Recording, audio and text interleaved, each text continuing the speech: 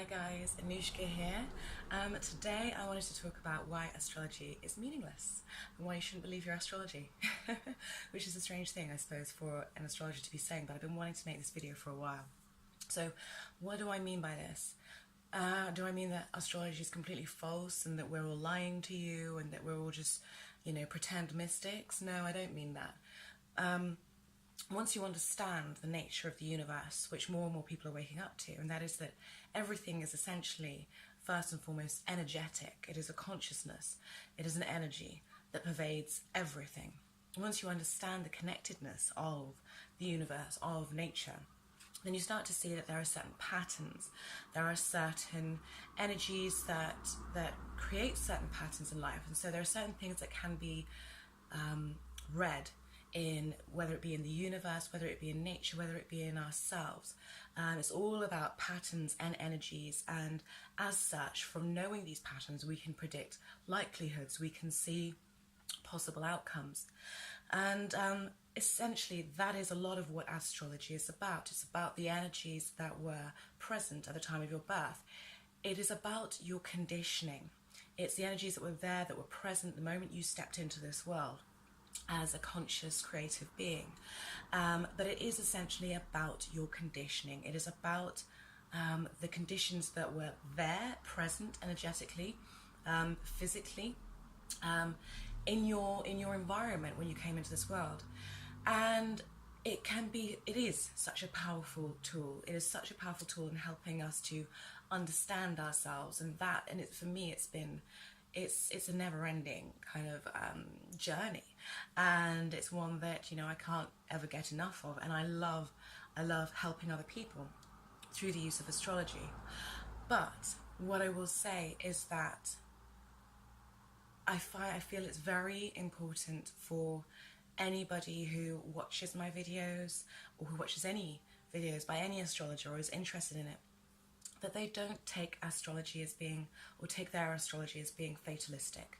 I think any astrologer or any psychic for that matter who comes to you and says, this is what will be and it will go that way and this is who you are and you can never change type thing, anyone who says that to you, I would really, really question where they're coming from. Because, like I said, astrology is about the conditioning, okay? It's about the patterns that are present, or that were present at your moment of birth, and how those patterns can possibly unfold over time. But the thing is, we are human beings with free will. We always have free will, and we have to remember that. And I think sometimes in doing this work, one of my concerns is that I can be making these videos, or I can be working with people, and they get to this point where they become very reliant on being told who they are, or being told what might happen for them in their future, and to me, that is essentially giving your power away. I think it's important that we use these tools wisely, but we understand that we always have free will, we always have a choice. Just because there may be a tricky, or a few very tricky aspects in your chart or placements in your chart does not mean you're doomed. If anything, there's an opportunity there for things to be, for you to rise above certain things and to ascend through certain things. So, there was a knock at the door, sorry about that. So where was I? Yeah, so I think it's very important that we remember that we essentially always hold the power. Nothing is fatalistic. And I don't care what it is you follow, whether you use the I Ching, whether you use tarot cards, whether you use astrology, whatever it is you do, it doesn't matter to me. What I do think is beautiful about all of these methods and so many more is that they're a gateway, okay? People talk about gateway drugs. These are gateways to consciousness. And suddenly, by going into these different into these different practices and using these different tools, we are given an opportunity to see ourselves anew. We're given an opportunity to realize that actually the world is not what it seems, and that I can create from my own consciousness, from my own desire, with my own thoughts. And that's the beauty of them. And I think we need to use them as gateway things. We need to use them as tools, but not allow ourselves to be victim to them, not allow ourselves to give our power away to them. By all means, use astrology, use tarot, use the I Ching to help guide you, but understand that you always, and you alone, hold the power to create the life that you want to create and to be the person you want to be. Don't let anybody ever tell you that it is the be all and end all, and that, you know, that this is your chart and that is it and there's nothing you can do about it. That's not the case at all.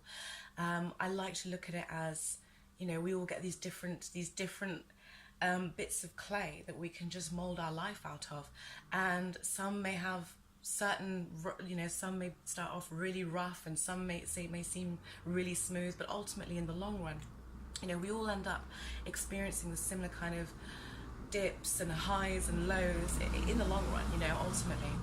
So it's something that I think is really, really important, is that we use these things consciously. We don't give our power away.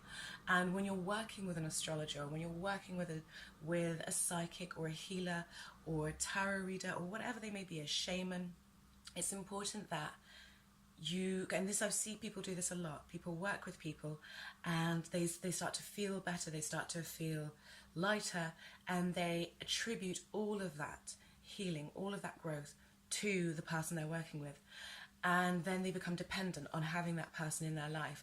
And I personally try to guard against this with my clients. I have had one or two who have started to at times become very dependent on me and quite needy, and then I start to realize, okay, you're giving me too much power. You have to understand that it's you that's doing the majority of this. I'm just helping to guide you, but you're the one that ultimately has the answers. So we have to be aware of that, not making anyone our messiah, not making anything our God or anything our answer. Okay, we have to remember that we ultimately hold all the answers, and other people, outside experiences, they help us to unlock those answers, yes, but don't give your power away to anything, whether it's your astrology, whether it's a teacher, whether it's a guru, or some sort of religion or whatever, or belief system. Understand that ultimately it's you that has the power. Yes, you work in it, you are alive in a beautiful, interconnected, conscious universe that you co-create with, and it's not just you, but ultimately there's a reason why you see through these two eyes. There's a reason why you experience from this point of view, from this body. And that is because it is only through you, it is only through your experience, it is only through your understanding that you can truly shape your world and you can truly have power. You don't see through anyone else's eyes. Why is that? Because you're not meant to. Because if you did, then that would mean that they held equal power to change your life as you do.